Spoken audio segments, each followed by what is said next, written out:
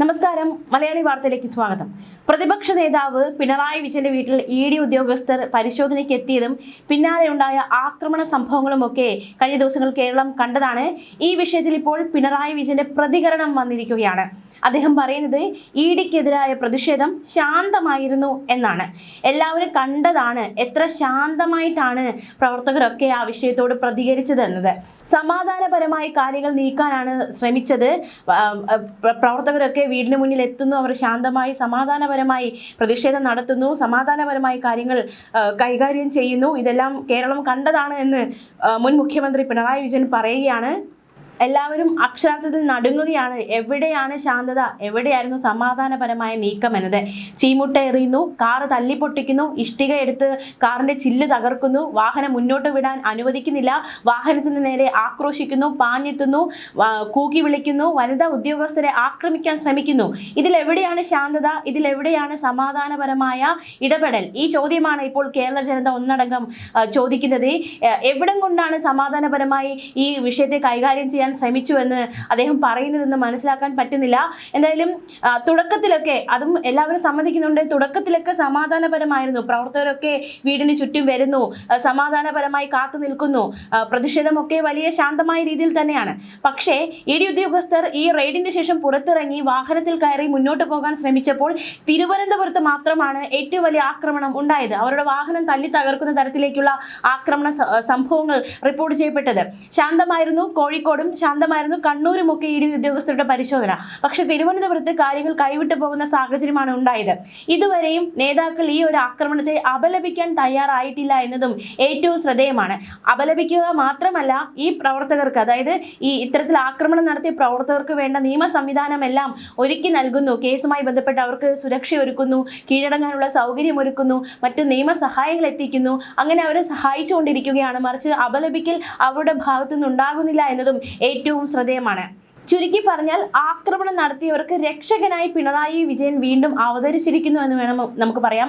പണ്ട് നമ്മൾ കണ്ടതാണ്, നവകേരള സദസ്സിൽ അദ്ദേഹത്തിനെതിരെ കരിങ്കൊടി കാണിച്ച പ്രവർത്തകരെ ഗൺമാന്മാർ വാഹനത്തിൽ നിറഞ്ഞ് ആക്രമിച്ചതും അതിനെ രക്ഷാപ്രവർത്തനമായിരുന്നുവെന്നും പിണറായി വിജയൻ ന്യായീകരിച്ചത്. അത്തരത്തിലൊരു ന്യായീകരണമാണ് ഇപ്പോൾ ഈ സംഭവവുമായി ബന്ധപ്പെട്ടുണ്ടായിരിക്കുന്നത്.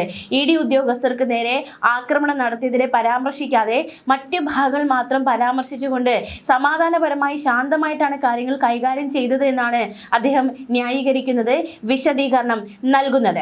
കോഴിക്കോടും കണ്ണൂരും ഒക്കെ ശാന്തമായിരുന്നു, അത് സമ്മതിച്ചു കൊടുക്കേണ്ട കാര്യം തന്നെയാണ്. പക്ഷേ തിരുവനന്തപുരത്ത് മാത്രമാണ് കാര്യങ്ങൾ കൈവിട്ടു പോയത്. എം സ്വരാജ്, വി ശിവൻകുട്ടി, കടകംപള്ളി സുരേന്ദ്രൻ അടക്കമുള്ള നേതാക്കളൊക്കെ ആക്രമണങ്ങളെ അപലപിച്ച് തന്നെയാണ് സംസാരിച്ചത്. അതായത് എല്ലാം ശാന്തമായിരുന്നു, ഞങ്ങൾ പ്രകടനം നടത്തുകയായിരുന്നു, ഈ പാളയം അതുവഴി പ്രകടനം നടത്തുന്നതിനിടയിൽ ഈ കൂട്ടത്തിൽ വന്ന കുറച്ച് പ്രവർത്തകരാണ് മാറിപ്പോയി ഈ വാഹനത്തിന് നേരെ ആക്രമണം നടത്തിയത്. ഇത്തരത്തിലൊരു ആക്രമണം പ്രവർത്തകരുടെ ഭാഗത്തുനിന്ന് ഉണ്ടാകുമെന്ന് ഒരിക്കലും കരുതിയിരുന്നില്ല എന്നാണ് ഇവരൊക്കെ വ്യക്തമാക്കുന്നത്. അപ്രതീക്ഷിത ആക്രമണമാണ്, അക്രമാസക്തമാവുകയായിരുന്നു അപ്രതീക്ഷിതമായിട്ട്. നേതാക്കൾക്ക് പോലും യാതൊരു സൂചനയുമില്ലായിരുന്നു ഇത്തരത്തിൽ അവരുടെ വാഹനം തല്ലിപ്പൊട്ടിക്കുന്ന തരത്തിലേക്കൊരു കാര്യങ്ങൾ കൈവിടുമെന്ന് ഒരു സൂചന, അല്ലെങ്കിൽ യാതൊരു സൂചന അവർക്കില്ലായിരുന്നു. അപ്രതീക്ഷിതമായി സംഭവിച്ചതാണ് എന്നാണ് നേതാക്കളൊക്കെ പ്രതികരിച്ചത്. പക്ഷേ പിണറായി വിജയൻ അതിനെ അനുകൂലിച്ച് സംസാരിച്ചിരിക്കുന്നു. ഈ കടകംപള്ളി സുരേന്ദ്രൻ, വി ശിവൻകുട്ടി, എം സ്വരാജ് അടക്കമുള്ള നേതാക്കൾ ഈ ആക്രമണത്തെയൊക്കെ അപലപിക്കുമ്പോൾ മുൻ മുഖ്യമന്ത്രി പിണറായി വിജയൻ അതിനെ അനുകൂലിച്ച് ശാന്തമായിട്ട് സമാധാനപരമായിട്ട് നടന്നതാണ് സംഭവങ്ങളെന്ന് പറയുമ്പോൾ അതിനെ എങ്ങനെ ന്യായീകരിക്കാനാകുമെന്ന ചോദ്യമാണ് ഒരു വശത്ത് ഉയരുന്നത്. എന്തായാലും പ്രതിപക്ഷ നേതാവ് പിണറായി വിജയൻ പറഞ്ഞ ആ ശാന്തമായ പ്രതിഷേധം, സമാധാനപരമായ പ്രതിഷേധം, ആ ഒരു ദൃശ്യങ്ങളിലേക്ക് നമ്മൾ ഒരിക്കൽ കൂടി പോവുകയാണ്.